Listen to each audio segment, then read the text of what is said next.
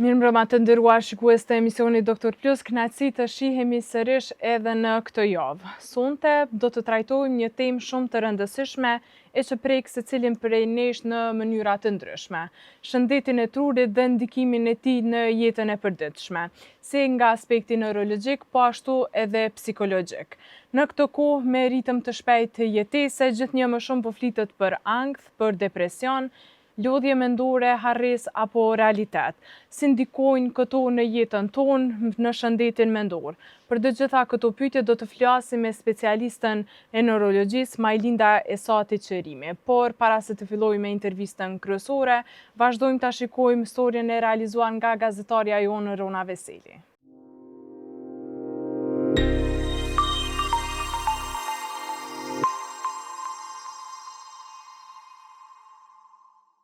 A e keni menduar ndonjëherë që ajo që e shihni dhe ndjeni mund të mos jetë realiteti plot? Se truri ynë nuk e sheh botën siç është, por e përpunon dhe interpreton sipas përvojave, emocioneve dhe kujtimeve tona. Shkencërisht, truri përpunon miliona informacione çdo sekond, por vetëm një pjesë e vogël arrin në vetëdijen tonë. Kjo do të thotë se realiteti që ne përjetojmë është në fakt një version i filtruar. Po ashtu, emocionet luajnë rol kyç në këtë proces. Stresi dhe frika aktivizojnë mekanizmat e mbijetesës, duke ndikuar në vendimarrje, ndërsa gëzimi dhe qetësia ndihmojnë në qartësi mendore dhe gjykim më të shëndetshëm. Në të njëjtën kohë, problemet e shëndetit mendor, si ankthi dhe depresioni, ndikojnë drejt për drejt në funksionimin e trurit. Shpesh ato shfaqen përmes lodhjes mendore, harresës apo shqetësimeve, që po i përjetojnë gjithnjë më shumë të rinjët sot. Sipas Organizatës Botërore të Shëndetësisë, rreth 1 në 7 persona në botë jeton me probleme të shëndetit mendor, ndërsa rastet e ankthit dhe depresionit janë rritur me mbi 25% vitet e fundit. Prandaj, ekzistojnë mundësi efektive për parandalim dhe trajtim. Jeta moderne, me ritmin e shpejt, përdorimin e tepërt të telefonit dhe mungesën e gjumit, po e ngarkon edhe më shumë trurin tonë. Por lajmi i mirë është se truri ka aftësi të rikuperohet.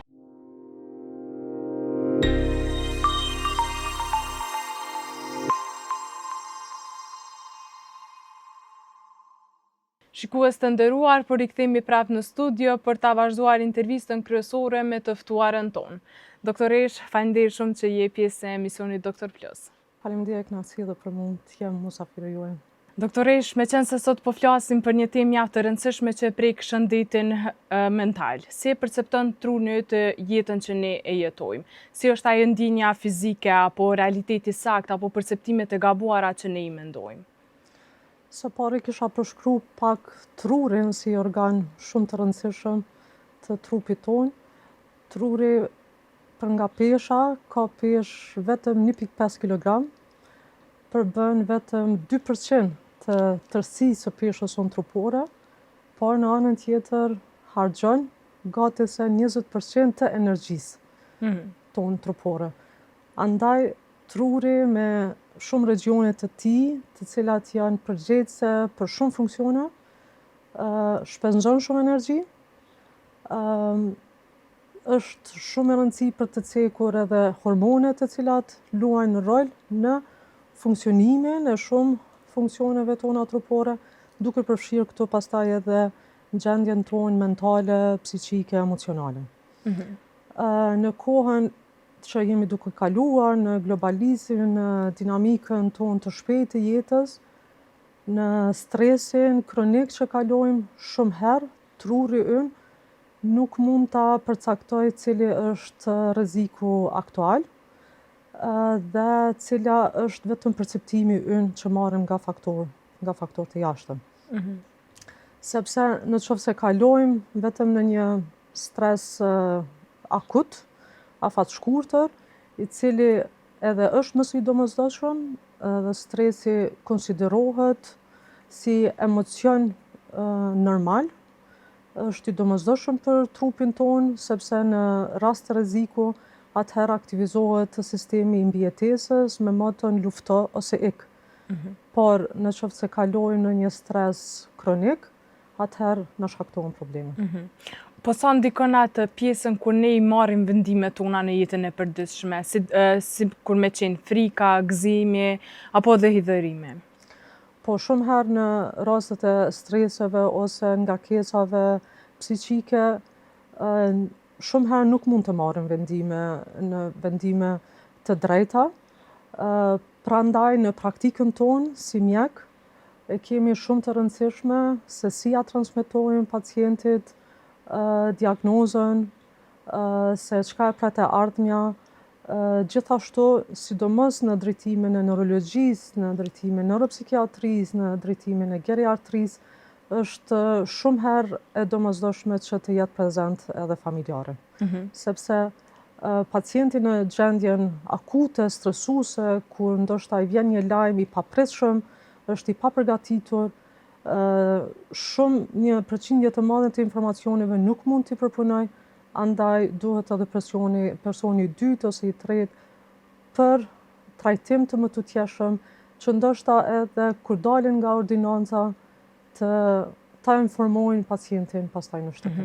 Doktorish, me qenë se përmendë edhe geriatrin, a mund të na shpjegosh më shumë se çfarë është? Po.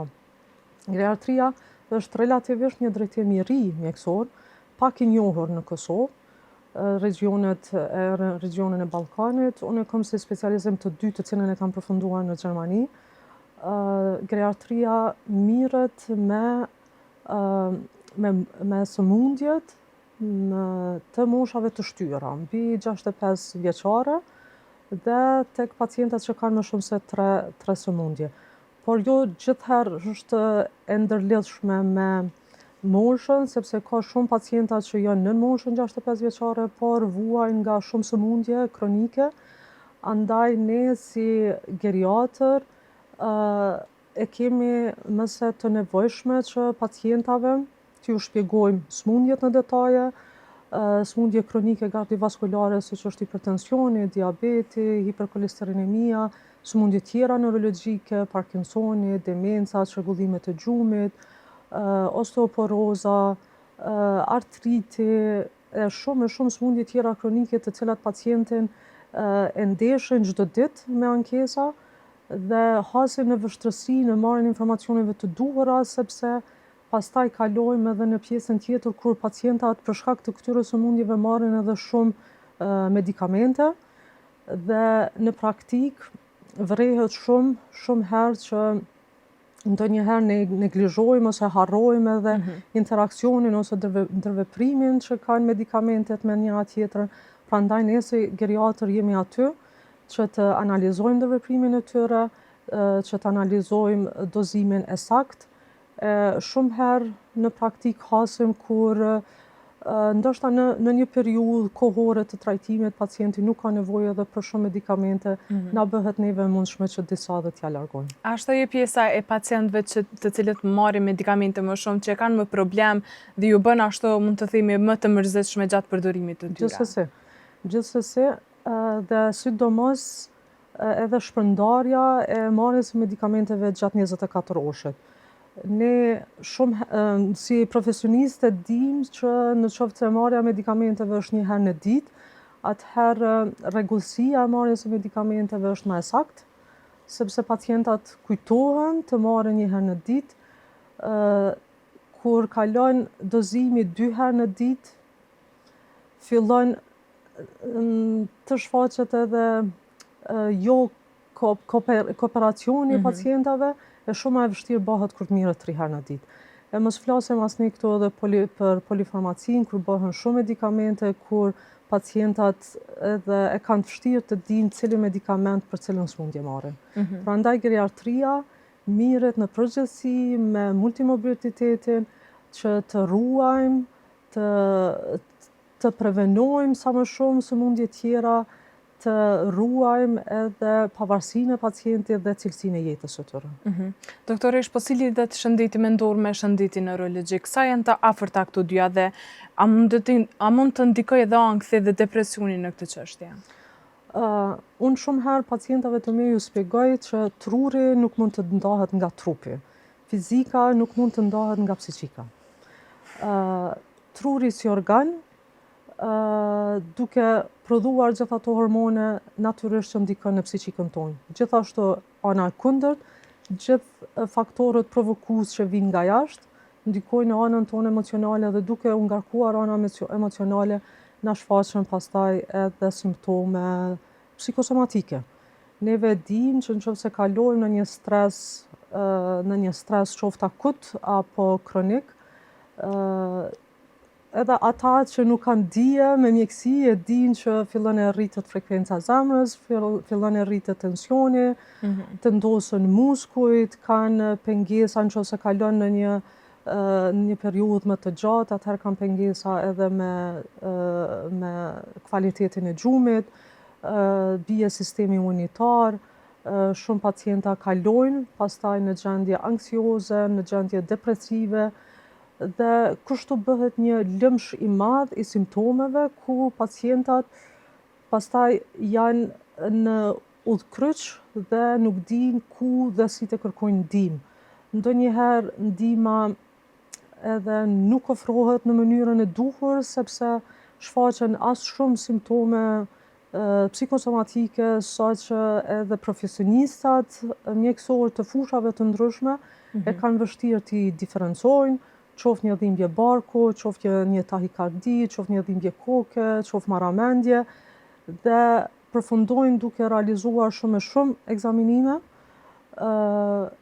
derisa përjashtohet shkaktari organik, atëherë shumë pacienta duhet të kërkojnë ndihmë të profesionistës, sepse të psikologu, të psikiatri, për të trajtuar në kohë dhe në mënyrë të duhur simptomet e tyre. Po sa ndikojnë përvojat e jetës, me qenë se janë edhe ato humbjet, apo janë ato mërzit, streset tona, në mënyrën si ne e shohim, ose e perceptojmë në botën në vazhdim të jetës, ose e shohim që aty për aty po mbaron edhe jeta jonë, bota jonë, e shohim pak gjanat pak ma ndryshe se sa që i kemi menduar. Si ndikon kjo?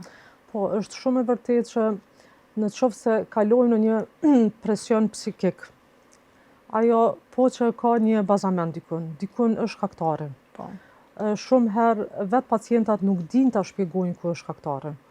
Nga përvoja ime në spitalet e psikiatrisë në Gjermani, ku trajtimi në repartet e spitalit ka qenë trajtim disa javorsh, mos me quajt edhe disa mujorsh, si të depresionet e rënda, të sëmundjet skizofrenike, të sëmundjet bipolare, por duke trajtuar pacientat për një kohë të gjatë, qëllimi është që të mirret anamneza në detaje, duke filluar që nga mënyra e të lindurit. Ndoshta tingëllon shumë e çuditshme, po që nga mënyra e të lindurit ka lindur pacienti në formë në mënyrë natyrale apo me prerje cezariane, zhvillimi i tij më të qeshëm në fëmijërinë e hershme, në fëmijërinë e vonshme, traumat që kanë psuar pacientët gjatë zhvillimit fëmijëror, shumë herë dinë që më vonë pastaj të shfaqen simptome psikike. Dhe natyrisht që dikur realizimi ose përpunimi i këtyre traumave, në qoftë se nuk bëhen në kohën e duhur, atëherë din të shkaktoj probleme më të mëdha. Po të ndalemi pak tek fëmijët në këto anë, nëse e shohin një humbje të nanës ose të babës së tyre, po ashtu e kanë edhe për shembull një familje të dhunshme, si e perceptojnë ata më pas jetën, a ndikon kjo më vonë në rritjen e tyre si fëmijë? Gjithsesi, unë sapo e ceka që të gjitha traumat që ndodhin në fëmijëri, qoftë humbja e njërit prind, qoftë divorci i prindve, qoftë dhuna psiqike fizike në familje, fëmijët kanë botën e tyre. Psiqika e fëmijëve e përpunon ndryshe informacionin, e përpunon ndryshe faktorët jashtëm që vijnë dhe ai sheh sikur një film. Neve na duket që fëmijët janë duke kaluar shumë lehtë sepse nuk shprehen, janë në fantazinë, janë në botën e tyre, nuk shprehen qartazi, po nëse se afron fëmijën afër dhe fillon e pyet me ngadalë, me shumë ndjeshmëri, sensibilitet, atëherë fëmija din edhe të shprehet. Andaj, traumat e fëmijërisë ndikojnë shumë. A mundën mu rikuperu më vonë? A mundën mu shëru këto trauma? Po, gjithmonë smundjet që kanë të bëjnë me psiqikën. Duhet në kohë të duhur të vihet në pah në kohë të duhur të realizohet diagnostika e duhur, testet të duhura, ofrimi i ndihmës së duhur profesionale dhe pastaj trajtimi është shumë më i lehtë. Po pse vim ne deri tek një ankth apo një depresion? Cilat janë ato shenjat e para ose ato gjëra që neve na çojnë deri aty? Shumë herë është e vështirë të diferencohet. Kur më pyesin pacienta tash, a jam duke pësuar një atak paniku, apo kam ankth, apo kam kalu në depresion. Këtu dhe për profesionistët është vështirë të diferencohet sakt cilën e bjen. Shumë herë për pacientat që kanë fobi për diçka, kalojnë atak panikun, në qoftë se ajo nuk trajtohet me kohë, din të kalojë edhe në ankth. Ose çrregullimet e ritmit të gjumit, në qoftë se janë kronike, vazhdojnë për disa net të tëra, për disa muaj të tërë, atëherë edhe ato din të çojnë deri në një gjendje anksioze, që zgjat pastaj me javë të tëra, edhe shohim edhe shumë herë që pacientat kalojnë pastaj edhe në depresion, duke mos pasur shkaktar tjerë të objektivizuar, sikur që përmendëm traumat në fëmijëri. Domethënë, edhe me kalimin e viteve ka shumë trigger tjerë që të shojnë të gjendjet e ankthet dhe depresionit. Po sa shpesh janë këto shenjat që njerëzit në përgjithësi neglizhojnë, thonë që nuk kanë diçka dhe pse përjetojnë ato, mundon me largu sa ma larg vetës, mundon me tërheq ato. Po, është shumë e vërtet që neve si mentalitet kemi tendencën që me i zbut simptomet. I kemi dy ekstremet, ose zbutim simptomet, i neglizhojmë simptomet, ose i flasim me jo profesionist, qoftë me njerëz tanë, me familjarë tanë, ose në rrethin shoqëror, ose dim edhe të i hiperbelizojmë.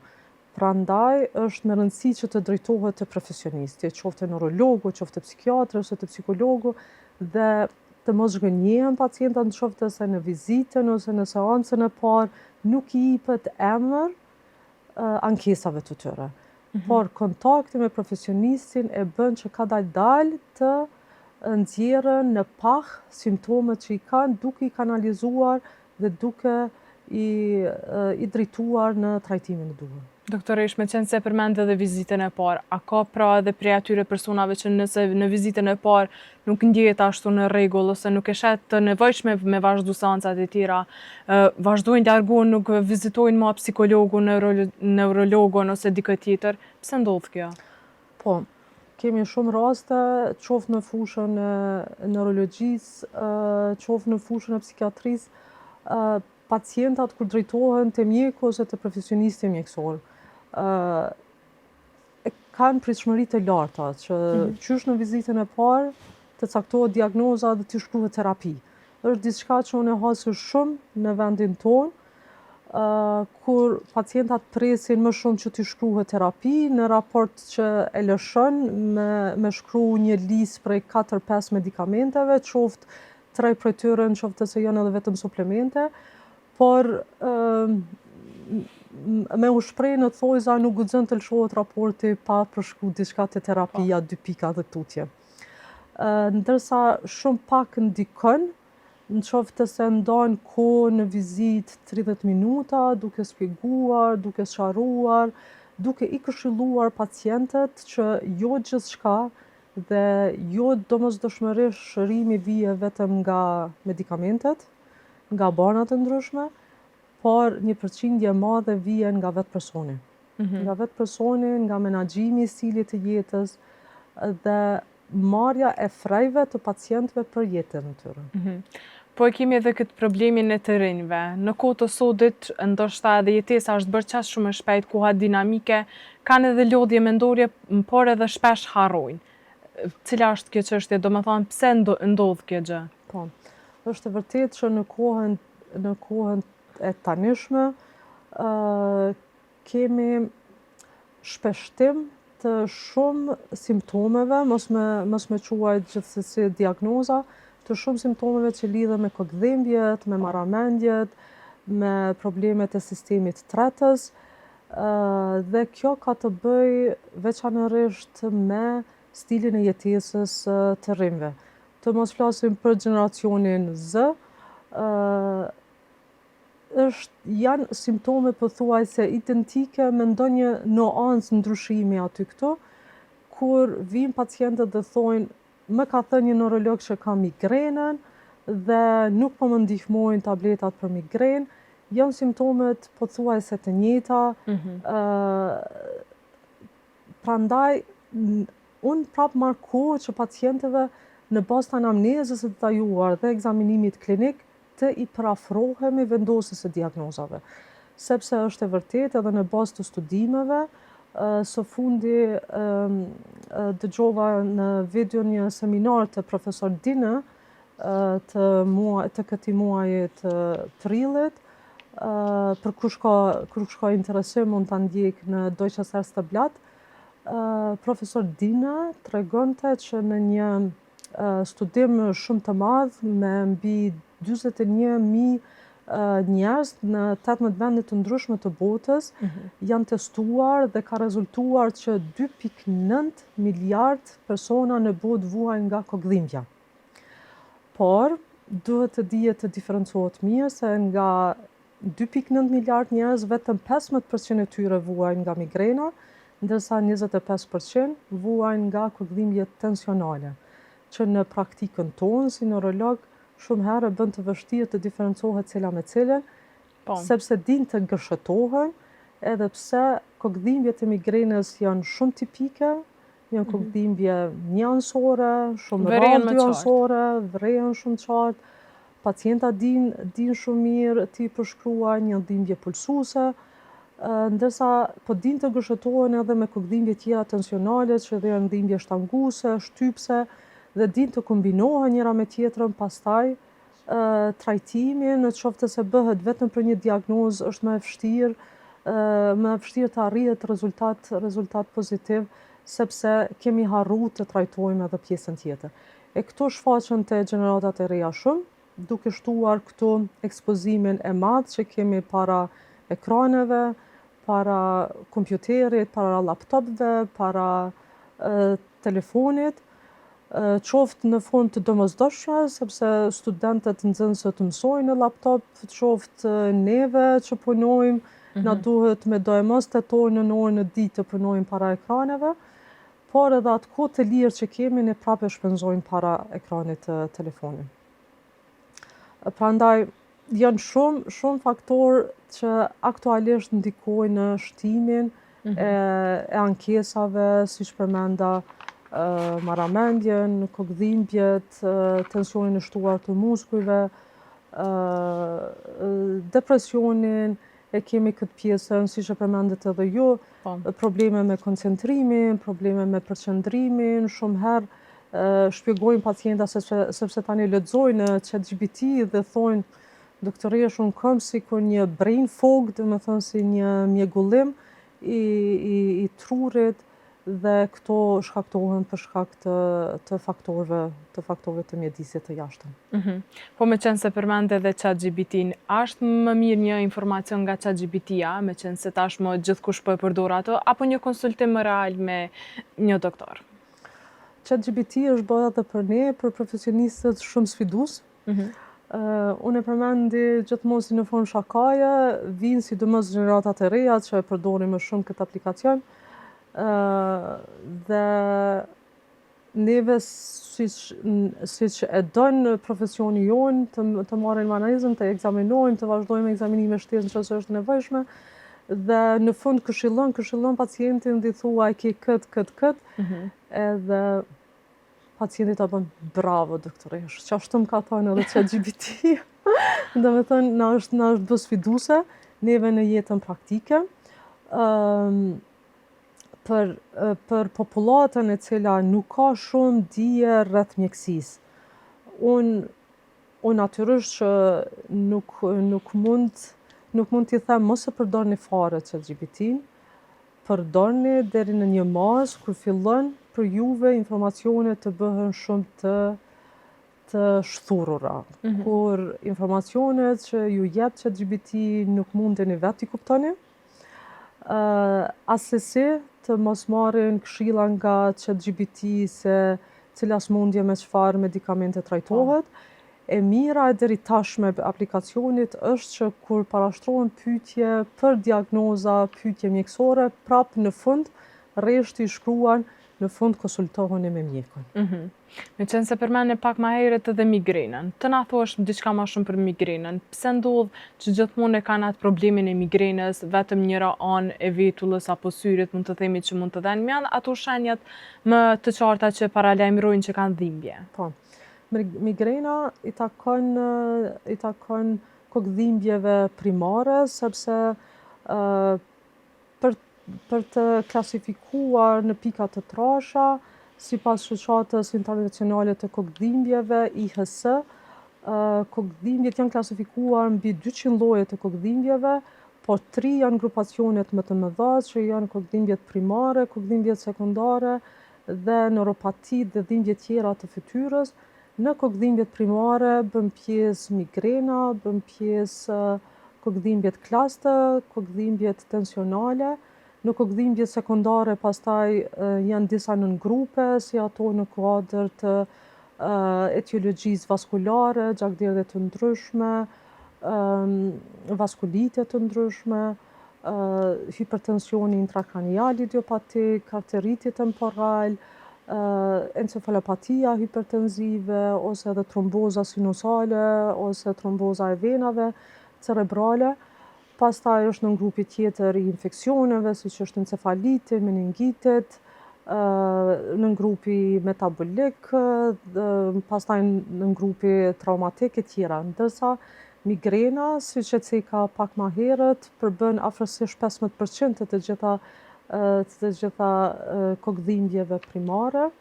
Është kokëdhimbje mire përshkruar, është kokëdhimbje njansore, është kokëdhimbje pulsuese.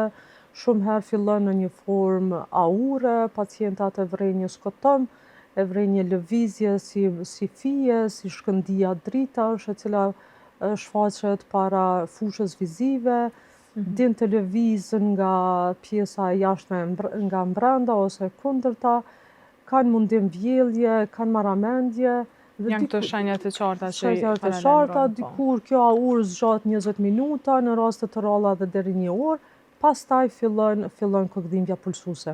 Pse vetëm në njërën anë, kur pyesin pacientat çka shkakton migrenën, shkaktar kryesor nuk dihet e migrenës, çka dihet sigurt është patofiziologjia e diagnozës, tek migrena vije deri te zgjerimi apo dilatimi i arterieve. Prandaj çdo pumpim i gjakut që vjen nga zemra përplaset më shumë për murin e mbrëmshëm të arterieve, prandaj edhe dhimbjet janë pulsuese, janë dhimbje po të njëjta, sikur e dëgjon pacienti pulsin e vet, janë dhimbje të tilla pulsuese edhe në kokë. E varësisht cili region është prekur regioni oksipital, anën e djathtë apo anën e majtë, atëherë kemi edhe kokëdhimbjet njansore. Po, doktoresh, nuk e di nëse keni dëgjuar tek shpuarja e veshit në njërën anë këto. Do më thonë, me atë shpuarje po thonë që më letë e kalojnë si dhimbje. Sa është e vërtet kjo? Shumë pacienta më sfidojnë me këtë pyetje, jo që s'kom përgjigje, se kom shumë përvojë me migrenën.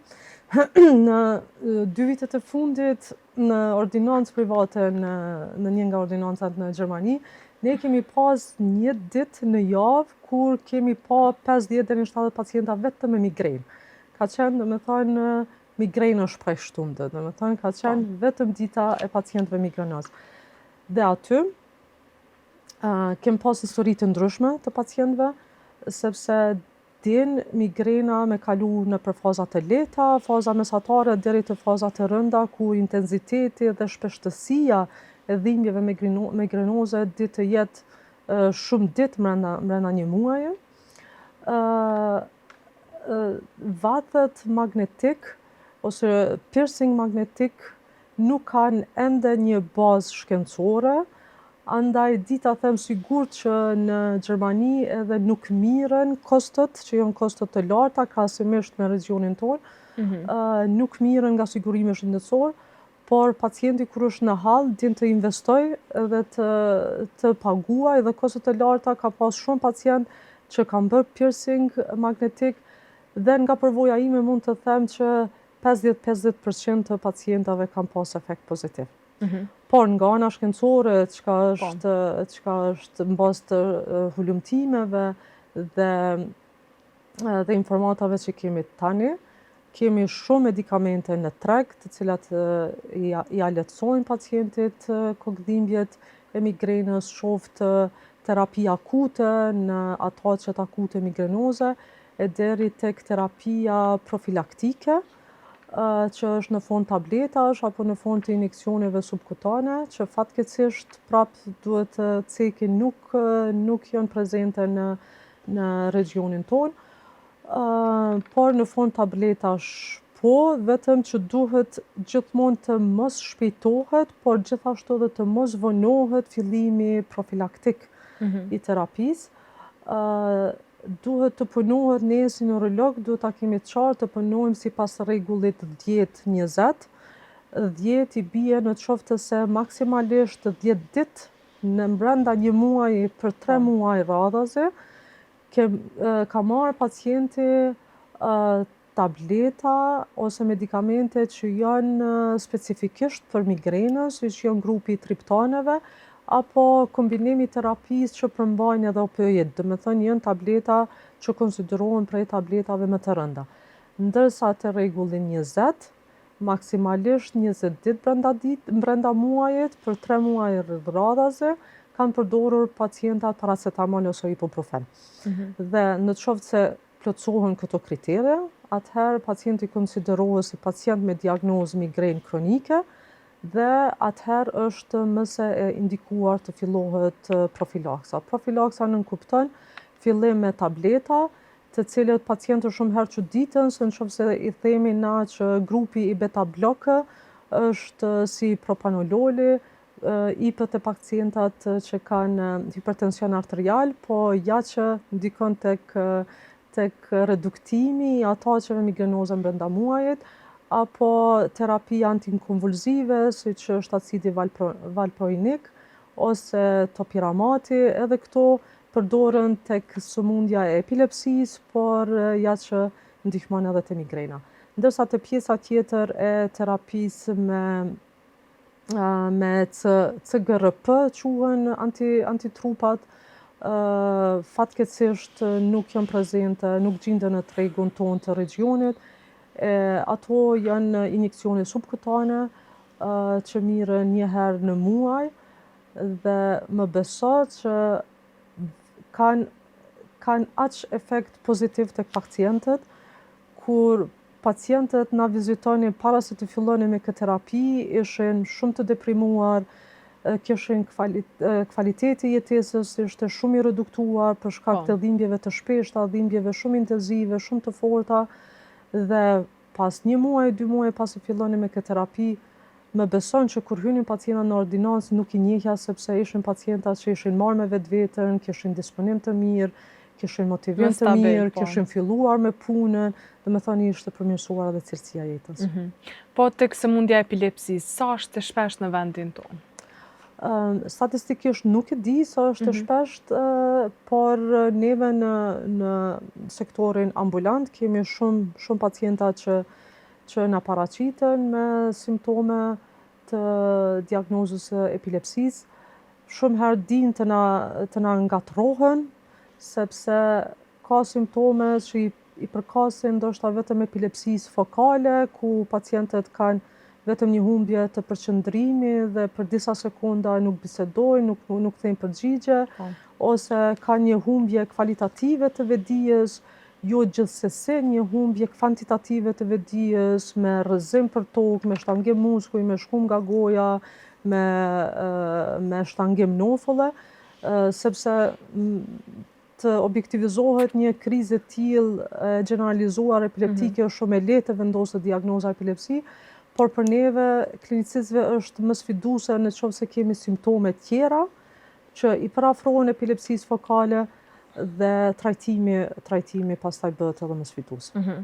Të ndalemi edhe pak tek mungesa e gjumit edhe përdorimi i telefonit i shpesh. Si mundet mu diagnostiku kjo pjesë dhe sa është ajo pjesa që mund të lodhe njerëz, mund të kemë vonesa në punë, sa ndikon kjo mungesa e gjumit edhe përdorimi shpesh i telefonit? Një cikël i gjumit zgjat afërsisht 90 deri 120 minuta.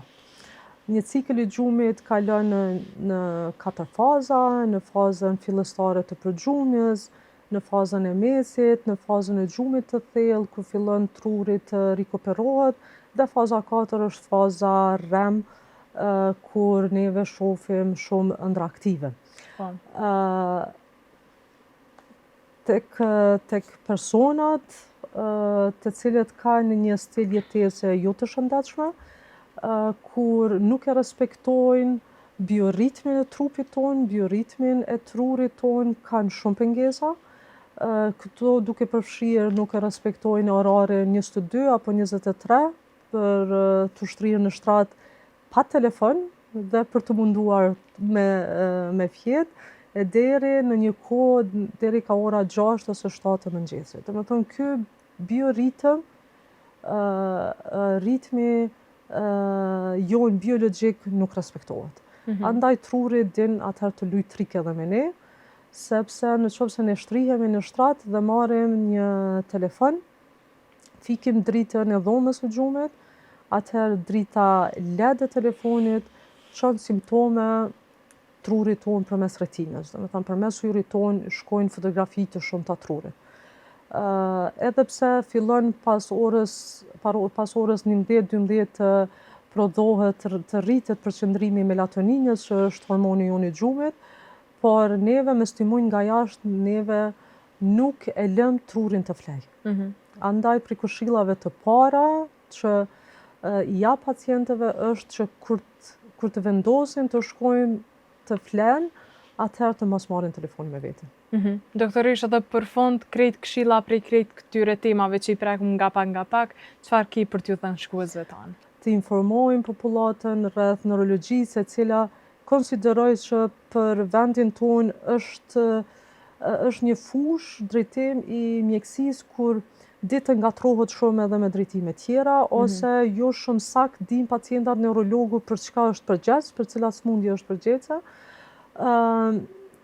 Këshilla përgjithshme shpresoj pa dash të futem në temat politike, që sigurimi shëndetësor të rregullohet më në fund, shpresoj, sepse atëherë është më së evidente që pacientët do të jenë shumë të rregullt në kontrolla të rregullta, jo vetëm neurologjike, por kardiologjike, endokrinologjike, ginekologjike, gastroenterologjike, oftalmologjike, sepse kush nuk ka dëshirë të mirët me trupin e tij, është trup me organe të cilat shumë pak organe mund të transplantohet, andaj jam e sigurt që edhe edukimi shëndetësor i pacientëve, informimi rreth shëndetit trupit të tyre do të jetë shumë më nivel. Faleminderit shumë doktoresh, meqense do të shihemi edhe në emisionet e ardhshme dhe do të bisedojmë shumë për tema më të gjera dhe më të gjata gjithashtu. Faleminderit shumë nga ju. Shumë faleminderit për ftesën, punë bashkë.